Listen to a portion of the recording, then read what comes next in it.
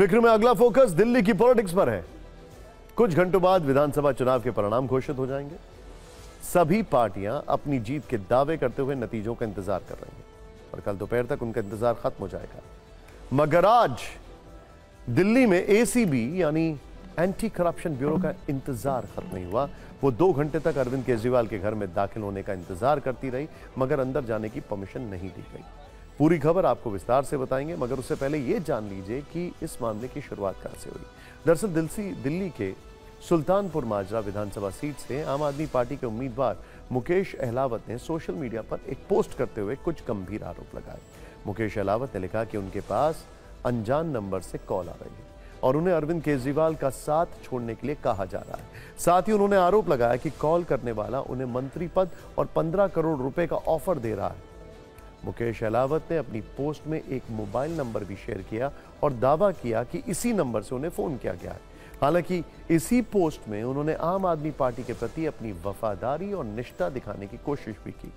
अहलावत ने कहा कि वो किसी भी कीमत पर अरविंद केजरीवाल का साथ नहीं छोड़ेंगे। जाहिर है कि वो पोस्ट अरविंद केजरीवाल तक भी पहुंची होगी। अहलावत के दावों को पुष्ट करते हुए अरविंद केजरीवाल ने भी एक पोस्ट की। उन्होंने लिखा कि उनके 16 उम्मीदवारों को बीजेपी में शामिल होने के लिए कहा जा रहा है और सभी को 15-15 करोड़ रुपए और मंत्री पद का ऑफर दिया जा रहा है। इसके तुरंत बाद अरविंद केजरीवाल ने सुबह 11:30 बजे अपने 5 फिरोज शाह रोड आवास पर पार्टी के सभी उम्मीदवारों को मीटिंग के लिए बुलाया। मीटिंग पौने 2 घंटे तक चली और केजरीवाल ने सभी उम्मीदवारों को भरोसा दिया कि उनकी पार्टी 50 से ज्यादा सीटें आराम से जीत लेगी। यहां तक इस पूरे सीन में आम आदमी पार्टी ही नजर आ रही थी, लेकिन इसके बाद एंट्री हुई बीजेपी की, जिसने दिल्ली के उपराज्यपाल वीके सक्सेना से इस मामले में शिकायत की। शिकायत हुई तो उपराज्यपाल ने भी तुरंत एक्शन लिया और जांच सौंपी एंटी करप्शन ब्यूरो को। यहां जितनी तेजी उपराज्यपाल ने दिखाई, उससे अधिक सक्रियता एसीबी के दफ्तर में नजर आई। बिना वक्त गवाए एसीबी ने 3 टीमें बनाई। पहली टीम अरविंद केजरीवाल के घर, दूसरी टीम संजय सिंह के घर और तीसरी टीम मुकेश अहलावत के घर रवाना कर दी गई। खबर मिलते ही संजय सिंह अपनी लीगल टीम के साथ एसीबी के ऑफिस के लिए रवाना हो गए। एसीबी ने संजय सिंह की शिकायत ली और बीजेपी के आरोपों पर उनके बयान दर्ज किए। उधर मुकेश अहलावत से एसीबी की टीम ने उनके ऑफिस में पूछताछ की, मगर तमाम कोशिशों के बाद भी एसीबी के अधिकारी अरविंद केजरीवाल के घर के अंदर दाखिल नहीं हो पाए। आम आदमी पार्टी से जुड़े सूत्रों से बताया गया कि एसीबी की टीम के पास कोई नोटिस या किसी तरह का पेपर नहीं था। यहां तक कि उनके पास एसीबी की स्टैंप भी नहीं थी, जो बाद में मंगवाई गई। आखिरकार लंबे इंतजार के बाद एसीबी की टीम ने अरविंद केजरीवाल के घर पर नोटिस दिया और वहां से लौट गई। नोटिस के जरिए एंटी करप्शन ब्यूरो ने अरविंद केजरीवाल से 5 सवाल पूछे। नोटिस में पूछा गया कि सोशल मीडिया पर आरोप आपने लगाए या आपकी तरफ से किसी और ने आरोप लगाए। दूसरा सवाल, जिन 16 विधायकों को कॉल करके पैसे देने की बात की गई, उनकी जानकारी दीजिए।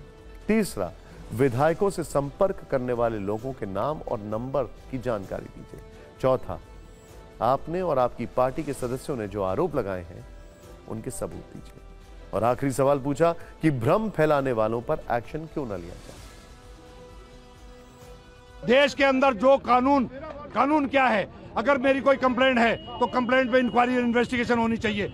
ऑलरेडी कंप्लेंट एसीबी ऑफिस जा चुकी है, संजय सिंह दे चुके हैं, उस पे कोई कार्रवाई नहीं।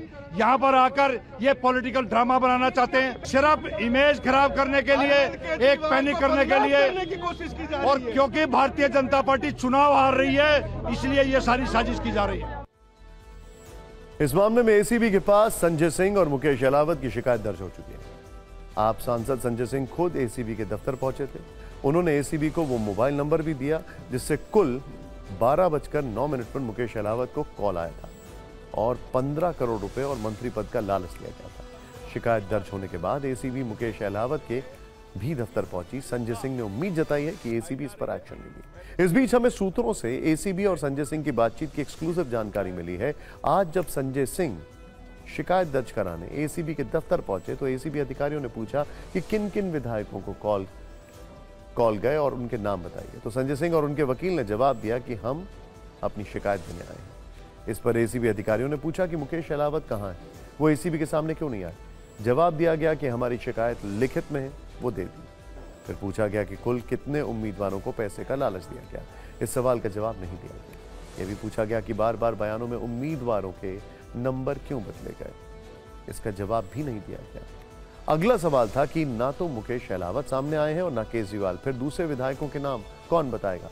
संजय सिंह के वकील ने कहा कि जो कहना था वो शिकायत पत्र में लिख दिया है। इस पूरे सियासी घटनाक्रम पर आपको एक पॉलिटिकल रील जरूर देखनी चाहिए।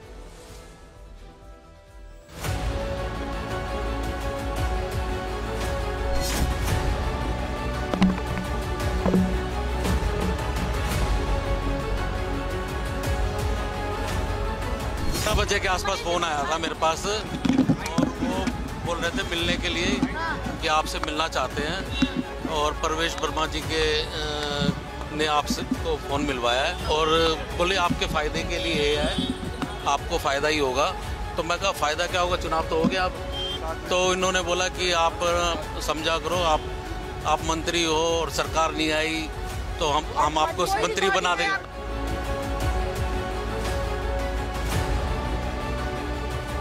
एक बेईमान पार्टी है इस देश में भारतीय जनता पार्टी, जो तोड़ तोड़ के विधायकों को, सरकारों को गिराती है।